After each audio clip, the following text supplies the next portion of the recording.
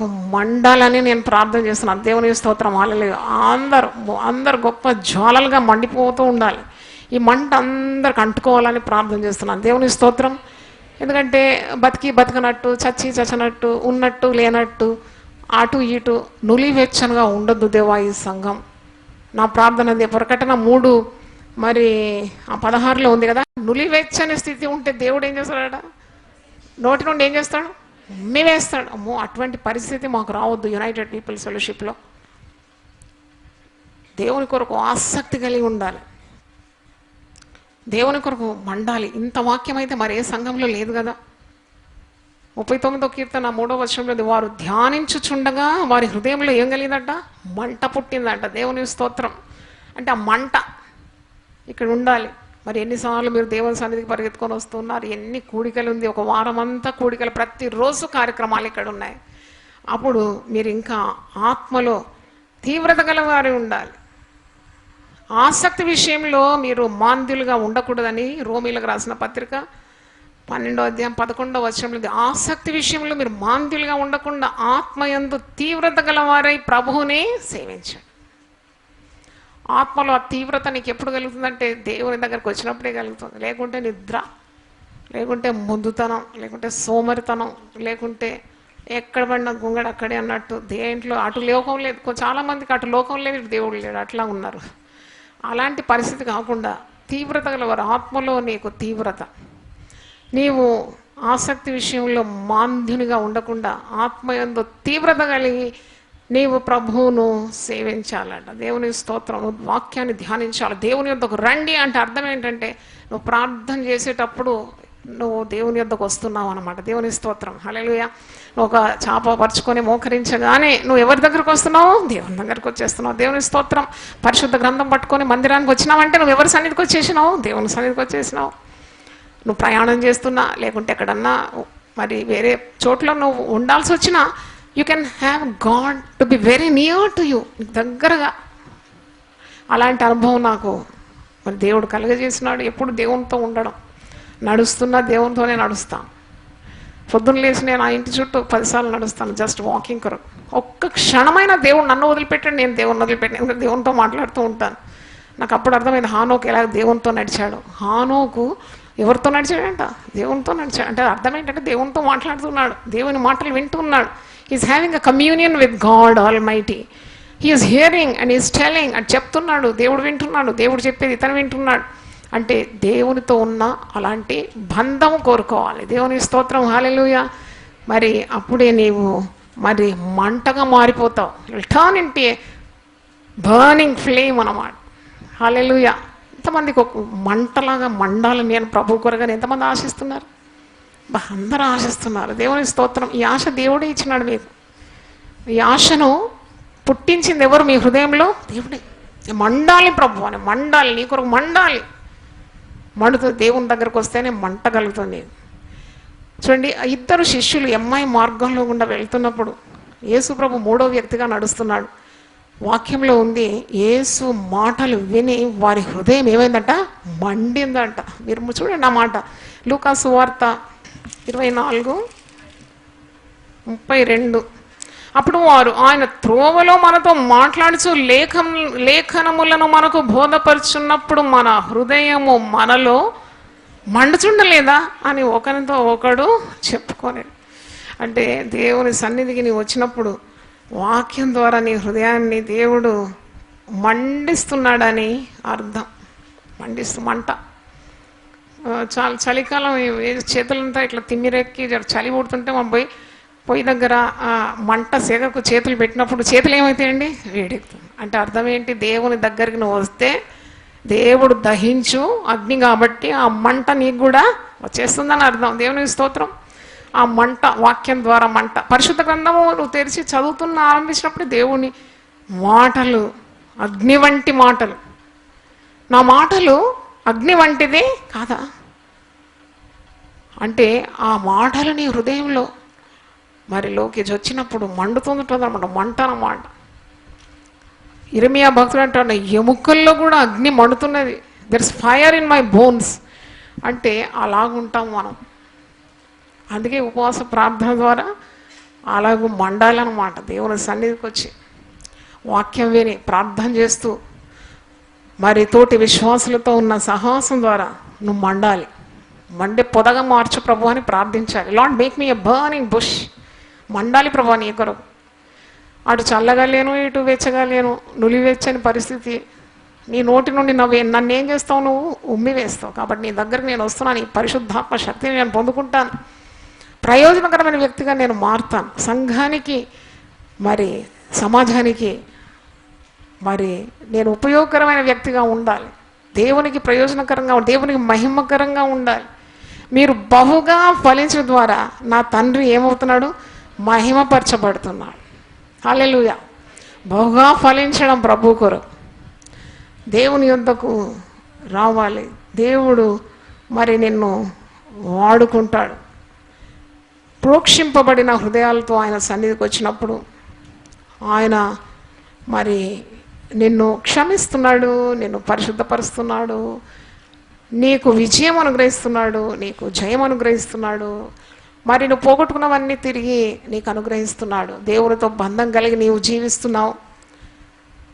యోహాను సువార్త 6:37 ఒక మాట ఉంది, నా యొద్దకు వచ్చు అని నేను ఎంత మాత్రము త్రోసివేయను. హల్లెలూయా. దేవుని దగ్గరికి రావాలన్నమాట. భయపడొద్దు. అయ్యో నేను పాపిని, నేను ఏ విధంగా దేవుని సన్నిధిలో నాకు ధైర్యం లేదు అనకూడదు. పాపం పోవాలంటే కూడా దేవుని దగ్గరికి రావాలి. పాపానికి పరిహారం ఎక్కడుంది? దేవుని యొద్దనే ఉంది కదా. ఆయన యొద్దనే కృప దొరుకుతుంది, ఆయన యొద్దనే క్షమాపణ దొరుకుతుంది, ఆయన యొద్దనే విమోచన ఉంది. ఏది కావాలనో దేవుని దగ్గరికి రావాలి. కాబట్టి ఆయన ఎందుకు వచ్చినప్పుడు ఆయన ఎంత మాత్రము నిన్ను త్రోసివేయడు అని వాక్యంలో చూస్తున్నాం. అది యోహాను సువార్త 6:37 ఉంది. హెబ్రీలకు రాసిన పత్రిక ఒకసారి గుర్తియండి, 7:25. హెబ్రూస్ 7:25.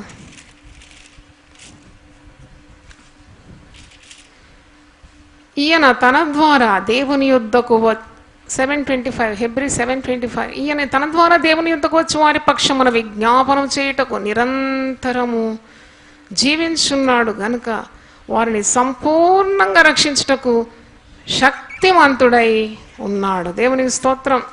సంపూర్ణంగా రక్షించడానికి ఆయన శక్తిమంతుడై ఉన్నాడు. దేవునికి స్తోత్రం. హల్లెలూయా. యేసు ప్రభు శరీరధారిగా ఉన్నప్పుడు లూకా సువార్త 15 మొదటి 2 వచనాలు చూడండి. లూక్ 15:1-2. ఎవరెవరు వచ్చారు ఆయన దగ్గరికి? ఒకప్పుడు సమస్తమైన సుంకరులను పాపులను ఆయన బోధ వినుటకు ఆయన దగ్గరకు వచ్చుండగా ఎవరు వస్తున్నారండి?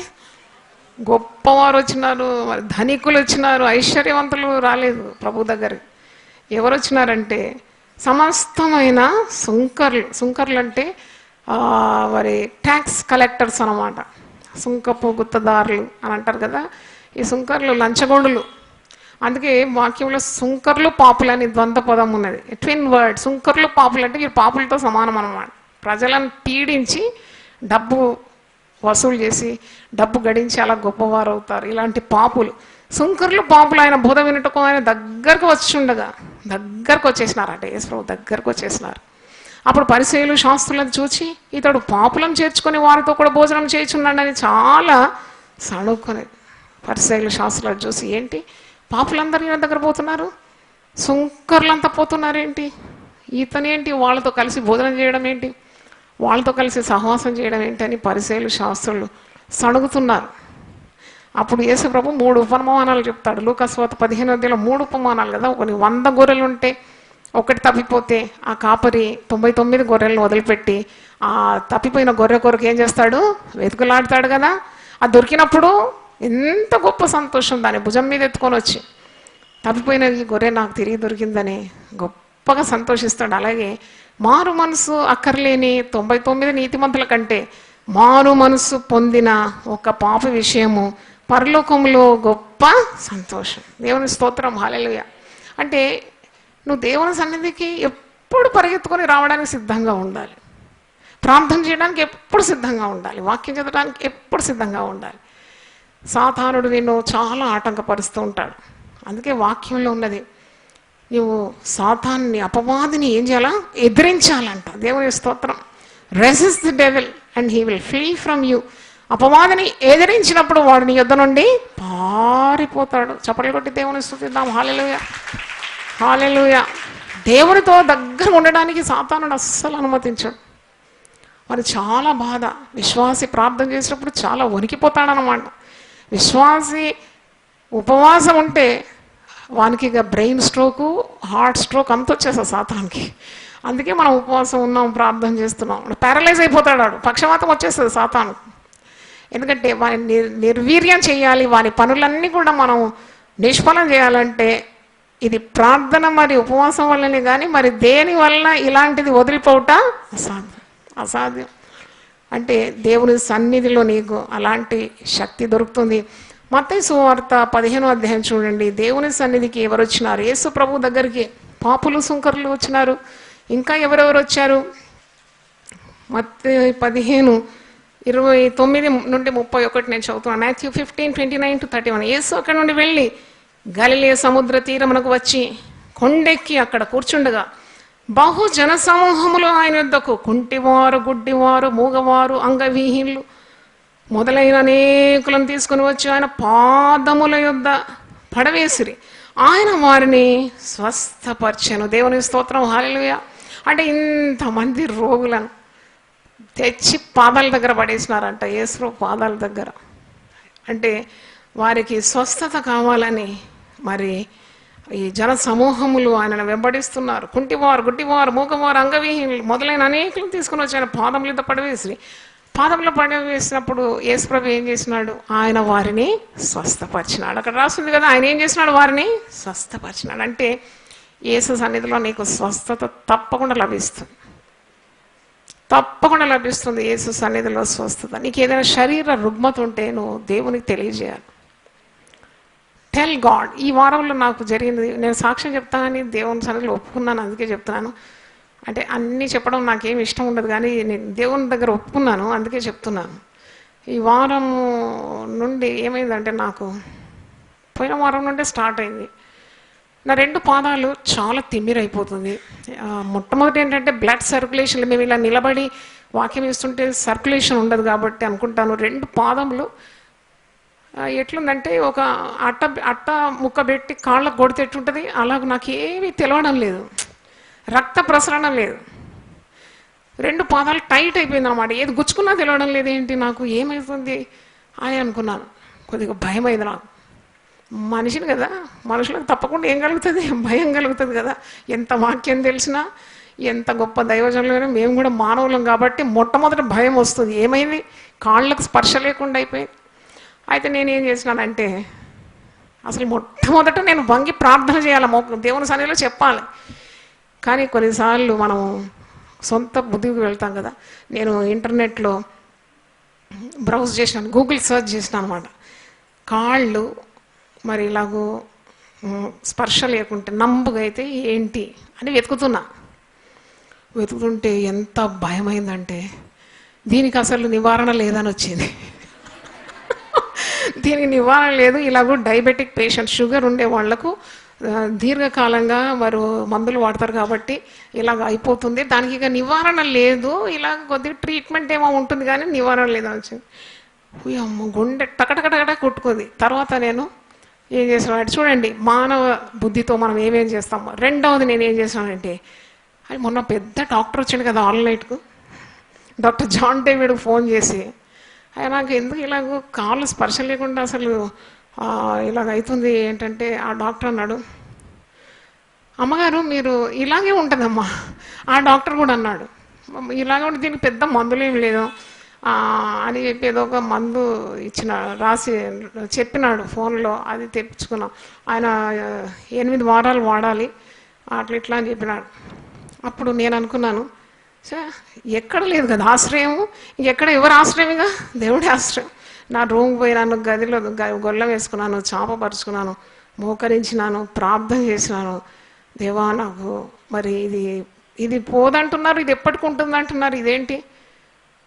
నీవు నా శరీరానికి రక్షకుడు కదా, నీవు మరి నన్ను సేవకు పిలుచుకున్నావు, ఇంకా నేను కొన్ని సంవత్సరాలు సేవ చేయాలంటే ఇలాంటి అనారోగ్యంతో నేను చేయలేను కదా అని ఇప్పుడే ముట్టి బాగు చేస్తే నేను నువ్వు సాక్ష్యం చెప్తాను అనుకో, నేను అందరి ముందు ఒప్పుకుంటున్నాను, నేను నన్ను బాగు చేసినావు నేను ఒప్పుకుంటాను ప్రభు అని దేవుని సన్నిధిలో అడిగినాను. దేవుని స్తోత్రం. మరి ఇంట్లో సహాయం చేసిన సిస్టర్ చెప్పినాను, ప్రార్థన చేస్తాను నూనె, ఆ ప్రార్థన చేసిన నూనె నా పాదాలకు రాకు అని చెప్పినాను. ఆ సిస్టర్ ఎంతో ప్రేమతో, ఆమె కూడా ప్రార్థన పర్రాలి, ఆమె కూడా ప్రార్థన చేస్తూ, నేను కూడా ప్రార్థన చేస్తాను, ఆమె కాళ్ళకు రుద్దింది. దేవుని స్తోత్రం. అద్భుతమైన విడుదల నాకు కలిగిందండి. దేవుని స్తోత్రం. అంటే ఇంత శక్తి మనం పెట్టుకొని కూడా ఎంత ఎంత ఆరాటపడతాం, ఎంత ఆందోళన పడతాం కదా. దేవుడు దగ్గరే ఉన్నాడు, నీ దగ్గరే ఉన్నాడు. మొరపెట్టు వారికి, నిజముగా మొరపెట్టు వారికి ఆయన ఎక్కడున్నాడు? సమీపంగా ఉన్నాడు. అయినా కానీ బాధపడతాం, భయపడతాం. అంటే అలా భయం వచ్చినప్పుడు వెంటనే నువ్వు దేవుణ్ణి ఆశ్రయించాలి, దేవుని దగ్గరకు వచ్చేయాలన్నమాట, ప్రార్థన చేయాలి. అదే దేవుని దగ్గర రావడం అంటే నీ బాధ ఆయనకు తెలియజేయడం. చాలా ఆశ్చర్యమైంది. నేను ఆ డాక్టర్ ఫోన్ చేసి చెప్దాం అనుకున్నాను. నిన్న అడిగినప్పుడు నేను చెప్పిన చాలా రిలీఫ్ వచ్చేసింది నాకు. అసలు ఆ మందత్వం అదంతా వెళ్ళిపోయింది, చాలా బాగున్నానని చెప్పిన. అప్పుడు దేవుడే మిమ్మల్ని బాగు చేసినాడు. అమ్మా మీ కొరకు ఎంతోమంది ప్రార్థన చేస్తున్నారమ్మా, మీకు దేవుడు తప్పకుండా విడుదలిస్తాడు, అన్నిటి నుండి దేవుడు మిమ్మల్ని తప్పిస్తాడని డాక్టర్ గారు అన్నారు. దేవుని స్తోత్రం. హల్లెలూయా. నేను ఎందుకు చెప్తున్నానంటే what ever may be the problem, కొన్నిసార్లు కొన్ని బాధలు ఇలాగ శరీరానికి వచ్చినప్పుడు, కొన్ని భయాలు వచ్చినప్పుడు, కుటుంబంలో ఎవరికైనా అస్వస్థత వచ్చినప్పుడు ఎంత ఆందోళన పడతాం కదా. ఆనాడు ఆ చిన్న దోణిలో ఆ శిష్యులు కూడా ఇలాగే ఆందోళన పడినాడు. ఆ పెను తుఫాను, ఆ గాలి, సముద్రం, అలలకు భయపడిపోయినారు. ప్రభు అంటున్నాడు, మీ విశ్వాసం ఎక్కడ? అల్ప విశ్వాసులారా మీరు ఎందుకు భయపడుతున్నారు? నేను ఉన్నాను కదా. ఆ దోణిలోనే ఆయన దోణి అమరమున తలవాల్చుకొని నిద్రిస్తున్నాడు. ఎందుకు ఇలా చింతిస్తున్నారు అంటే ఆయన పెట్టుకొని కూడా కొన్నిసార్లు చింతిస్తాం అనమాట. మనం పక్కనే పెట్టుకొని ఆయన తట్టి లేపుతుంది, బోధకుడా మేము నశించిపోతున్నాము, నీకు చింత లేదా? అలాంటి ఆందోళన. కానీ దేవుని సన్నిధికి వచ్చి నువ్వు ప్రార్థన చేసినప్పుడు నాకు విడుదల ఎప్పుడు కలిగిందంటే, నేను మోకరించి దేవుని సన్నిధిలో అడిగినప్పుడు. చూడండి, నా మానవ ప్రయత్నాలన్నీ పడేసి గూగుల్ సెర్చ్లో పోయి వెతికినాను, భయమే కలిగింది. ఒక డాక్టర్ని అడిగినాను, ఇంకా భయం కలిగింది. కానీ దేవుని యొద్దకు వచ్చి నేను నా సమస్య దేవునికి తెలియజేసినప్పుడు నాకు కలిగింది ఏంటి? స్వస్థత. దేవుని స్తోత్రం. హల్లెలూయా. నాకు నెమ్మది కలిగింది, నాకు ధైర్యం వచ్చేసింది, నాకు శక్తి వచ్చింది, నాకు ఆరోగ్యం వచ్చింది. పైగా చూడండి, మనము అడిగేదానికంటే ఎక్కువ పొందుకుంటాం కదా. ఈరోజు వచ్చి వాక్యం ఇవ్వడానికి కూడా. అంటే నేను ఎందుకు చెప్తున్నానంటే, నువ్వు దేవుని సన్నిధికి వస్తే నీకు లభించదంటూ ఏది కూడా లేదు. ఆయన సన్నిధికి రావాలి, దేవుని యొద్దకు రండి, అప్పుడు ఆయన మీ యొద్దకు వస్తాడు. మనల్ని దేవుని సన్నిధికి తేవడానికే యేసుప్రభు ఈ లోకంలో వచ్చినాడు మానవతారి. కానీ పేతురు తన పత్రికలో అంటున్నాడు, 1 పేతురు 3:18 చూడండి.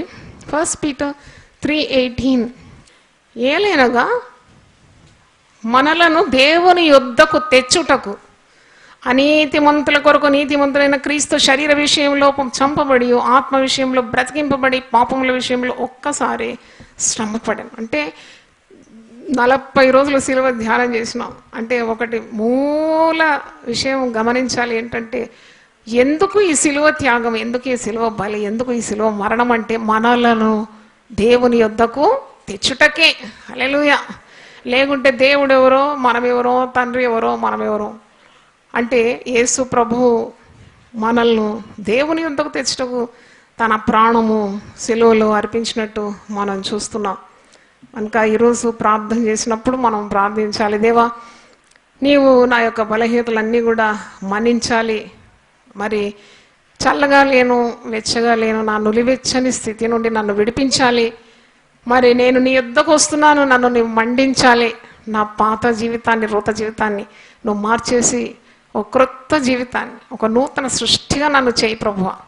ఎంత మంచి మాట అండి, నూతన సృష్టి. నేను ఈరోజు అక్కగారితో మాట్లాడుతున్నాను. నేను అంటున్నాను అన్నమాట, నాకైతే చాలా అద్భుతం అవుతుంది అక్క, నువ్వు అసలు ఎలా బ్రతికినావో తెలియదు. నీకు 71 సంవత్సరం 10.5 గంటల ఆపరేషన్, మరి ప్రార్థనకి ఇంత శక్తి, సంఘమంతా ప్రార్థన చేసినాం, బంధువులందరూ ప్రార్థిస్తే నువ్వు బాగైపోయినావు, ఇప్పుడు లేచి పనులన్నీ చేస్తుందని అంటుంది. రేపు గుడికి పోతుందట, రేపు తయారై. ఓ దేవా, నేనంటూ ఏంటో. అయితే ఒక మాట అన్నది అక్కగారు, నీకు తెలియదా జాయ్, ఇది నేను నూతన సృష్టిగా మారిపోయినాను అన్నది. దేవుని స్తోత్రం. అంటే నూతన సృష్టి అంటే నేను అన్నాను, మరి ఇంత ఆపరేషన్ విత్స్టాండ్ చేసినావు కదా, నీకు ఎక్కడి నుండి వచ్చింది ఈ శక్తి మళ్ళా అంటే అంటుంది, క్రీస్తునందు ఉంటే మనము నూతన సృష్టి. మనం చాలా ఎప్పుడు విన్న మాటలే చెప్పిన మాటలే కానీ మరొకసారి క్రొత్తదనం అనిపించింది. అంటే దేవుని యొద్దకు మనం వచ్చినప్పుడు మనము నూతన సృష్టిగా మారిపోతున్నాం. మన స్వభావం మారిపోతుంది, మన శరీర రుగ్మతలు మారిపోతుంది, మన హృదయంలో ఉన్న ఆవేదన కానీ భయం కానీ పాపం కానీ తొలగిపోతుంది, మన తలంపులు మారిపోతుంది. అంటే మొత్తం ఆయన ఆ యొక్క రక్త ప్రోక్షణ క్రిందికి మనల్ని తెచ్చినప్పుడు మనం ఏమైపోతున్నాము? నూతన సృష్టిగా, అంటే ప్రోక్షింపబడిన హృదయం గలవారమై ఆయన సన్నిధానానికి నిర్మలమైన మనస్సాక్షితో వచ్చినప్పుడు మనము ప్రార్థన చేస్తే మన ప్రార్థనలు ఆయనకు జవాబు అనుగ్రహిస్తాడు, మనల్ని ఆశీర్వదిస్తాడని దాని అర్థము. దేవుని స్తోత్రం. మన దోషాన్ని మన పాపాన్ని ఆయన ఇక మీదట ఎన్నడూ జ్ఞాపకము చేసుకోండి. ఎంత అద్భుతం, ఎంత అద్భుతం అండి. దేవుని సన్నిధికి వస్తే నీకు మరి లభించే ఆశీర్వాదాలు. దేవుని స్తోత్రం. నీకున్న మరి వేదన, బాధ, భీతి, భయము, ఆందోళన, లేక రోగము, లేక భవిష్యత్ గురించిన చింత కదా. అసలు చిన్న జీవితంలో చింతతోటే మనిషి ఆ జీవితాన్ని గడిపితే ఇంకా అసలు ఏమున్నది? ఇంకా జీవితంలో చింతతోటి కాదు నింపుకోవాల్సింది, దేవునితో నింపుకోవాలి, దేవుని సన్నిధితో నింపుకోవాలి. Fill your heart with God's presence. అంటే అప్పుడు నీవు ఈ లోకంలో విజయవంతమైన జీవితాన్ని ఒక విశ్వాసిగా జీవించగలవు. సాతానుని పై నీకు విజయము సాధించగలవు. దేవుని స్తోత్రం. దేవుని సన్నిధికి రావడం అంటే నాకు ఒక పాపం చేసి దేవుని కనబడకుండా పరిగెత్తుకుపోవాలని చూస్తూ ఉంటారు, ప్రయత్నిస్తారు.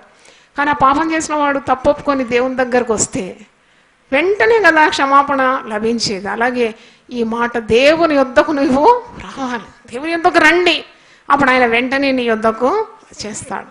అంటే నేను ఎందుకు ఈ ఉదాహరణ చెప్పినానంటే దేవుని యొద్దకు రావాలి ఎప్పుడు. ఇంకా దేవుడు ఇప్పుడు చిన్న బిడ్డ అపాయం రాగానే వెంటనే వచ్చి తల్లి కొంగు పట్టుకొని గట్టిగా పట్టుకుంటారు కదా. ఈ లోకం అంతా అపాయంతోనే నిండి ఉంది, ప్రమాదంతో నిండి ఉంది, మరణంతో నిండి ఉంది. కనుక నీకు దేవుడు తప్ప ఇంకెక్కడుంది ఆశ్రయం? దేవుని రెక్కల క్రిందికి రావాలి, దేవుని హత్తుకోవాలి, దేవుని సన్నిధిలో ప్రార్థన చేయాలి, నీ భారమంతా దేవుని మీద మోపాలి. Cast your care upon him. ఆయన నిన్ను గూర్చి చింతిస్తున్నాడు గనుక నీ చింత యావత్తు ఆయన మీద, నీ భారం యెహోవా మీద మోపు. ఆయన నిన్ను ఆదుకుంటాడు. ఆయన నీతిమంతులను ఎన్నడూ కూడా కదలనీయడని వాగ్దానం ఉంది. దేవుని స్తోత్రం.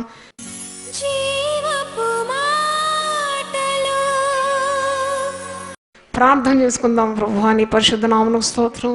దేవుని యొద్దకు రండి, అప్పుడు ఆయన మీ యొద్దకు వచ్చునని వర్తమానము ప్రభువా మీరు మాకు అనుగ్రహించినందుకు నిన్ను స్తుతిస్తున్నాం. ఇది ఒక ఆదేశం, it is a command from the lord.